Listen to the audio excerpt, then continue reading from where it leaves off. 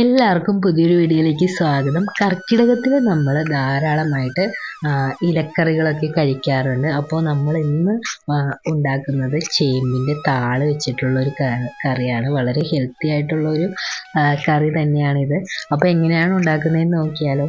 അപ്പോൾ ചേമ്പിൻ്റെ താള് പറിച്ചിട്ട് ഇത് നന്നാക്കുന്നതിന് രീതിയുണ്ട്. ചേമ്പിൻ താളിൻ്റെ പുറമേ ഉള്ള തൊലികളൊക്കെ കളഞ്ഞതിന് ശേഷം ചെറുതായിട്ട് അരിഞ്ഞെടുക്കണം.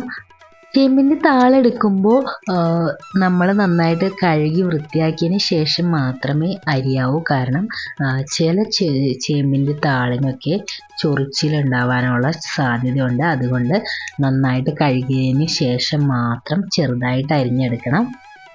ചേമ്പിൻ്റെ ഇലയും നമ്മൾ കറിക്ക് ഉപയോഗിക്കാറുണ്ട്. പക്ഷെ കൂടുതലായിട്ട് നമ്മൾ ചേമ്പിൻ്റെ താളാണ് കറിക്കായിട്ട് ഉപയോഗിക്കുന്നത്.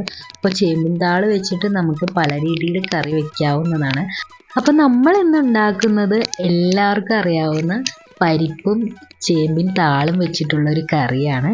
കർക്കിടകത്തിൽ മാത്രമല്ല, അല്ലാത്ത സമയത്തും ഈ ഒരു ചേമ്പിൻ താളിൻ്റെ കറി കഴിക്കുന്നത് നല്ലത് തന്നെയാണ്. പക്ഷേ കർക്കിടകം നമ്മൾ കൂടുതൽ ഹെൽത്ത് കെയർ ചെയ്യേണ്ട ഒരു ടൈം കൂടി ആയതിനാൽ നമ്മൾ പലതരത്തിലുള്ള പച്ച ഇലകളും നമ്മുടെ നാട്ടിലുള്ള ഇലക്കറികളെല്ലാം നമ്മൾ ധാരാളം കഴിക്കാറുണ്ട്.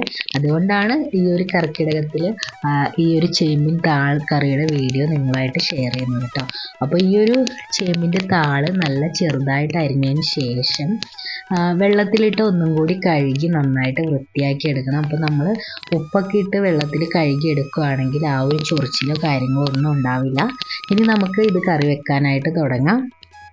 നമ്മൾ ഇതിലേക്ക് വെള്ളത്തിനൊപ്പം വാളൻപുളി പിഴിഞ്ഞ വെള്ളമാണ് ചേർത്ത് കൊടുക്കുന്നത്. അപ്പോൾ ഈ ഒരു വാളൻപുളി ചേർത്ത് കൊടുക്കുന്നത് ചേമ്പിൻ്റെ ചൊറിച്ചിൽ ഉണ്ടാവാതിരിക്കാൻ വേണ്ടിയിട്ടാണ് വാളൻപുളി ചേർത്ത വെള്ളം ഒഴിച്ചു കൊടുക്കുന്നത്. അപ്പോൾ നമ്മൾ ഈ ഒരു വെള്ളത്തിലാണ് ഈ ഒരു ചേമ്പിൻ താള് വേവിച്ചെടുക്കുന്നത്. അപ്പോൾ നമുക്ക് ഈ ഒരു വാളൻപുളി ചേർത്ത വെള്ളം ഇതിലേക്ക് ഒഴിച്ചു കൊടുക്കാം.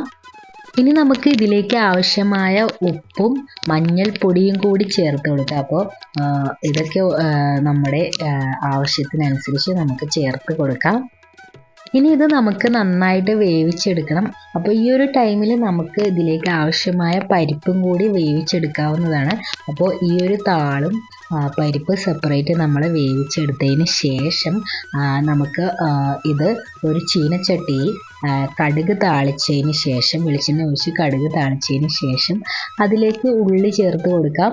എന്നിട്ട് നമുക്ക് ആവശ്യമായ മുളകും കൂടി ചേർത്ത് കൊടുത്തിട്ട് നമ്മൾ വേവിച്ച് വെച്ചിരിക്കുന്ന ഈ ഒരു താള് ഇതിനകത്തേക്ക് ചേർത്ത് കൊടുക്കാവുന്നതാണ്. അങ്ങനെ നമ്മൾ ഇതിലേക്ക് താളും വേവിച്ച് വെച്ചിരിക്കുന്ന പരിപ്പും കൂടി ചേർത്ത് കൊടുക്കുന്നുണ്ട്. അപ്പോൾ ഇത് രണ്ടും കൂടി ചേർത്ത് നന്നായിട്ട് ഒന്ന് മിക്സ് ചെയ്തെടുക്കാം.